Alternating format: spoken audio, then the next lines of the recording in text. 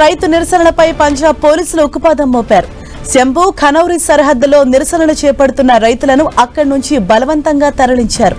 సంబంధిత ప్రాంతాల్లో భారీ ఎత్తున బలగాలను మోహరించారు. రైతులు ఏర్పాటు చేసుకున్న తాత్కాలిక శిబిరాలను జేసీబీల సాయంతో తొలగించారు. రైతులు ఆందోళన చేయడంతో అక్కడి నుంచి బలవంతంగా తరలించారు. ఈ క్రమంలో రైతులు పోలీసులకు మధ్య వాగ్వాదం చోటు చేసుకుంది. దీంతో కొద్దిసేపు అక్కడ ఉద్రిక్త వాతావరణం నెలకొంది.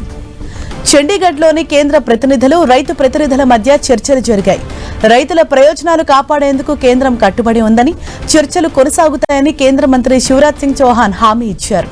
మరోవైపు కేంద్ర మంత్రితో చర్చల అనంతరం తిరుగు పయనమైన శర్వణ్ సింగ్ ఫండేర్, జగ్జీత్ సింగ్ ఢల్లేవాల్ తదితర రైతు నేతలను మొహాలీలో పోలీసులు అదుపులోకి తీసుకున్నారు.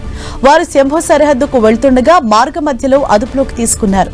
నిరసన శిబిరాల నుంచి రైతుల తరలింపును పంజాబ్ ఆర్థిక శాఖ మంత్రి హర్పాల్ సింగ్ చీమా సమర్థించుకున్నారు.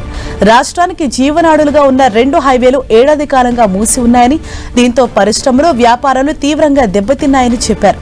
యువతకు ఉపాధి సృష్టించేందుకు ఆ ప్రభుత్వం కట్టుబడి ఉందన్నారు. పరిశ్రమలు, వ్యాపారాలు సజావుగా సాగితేనే వారికి ఉద్యోగాలు లభిస్తాయని తెలిపారు.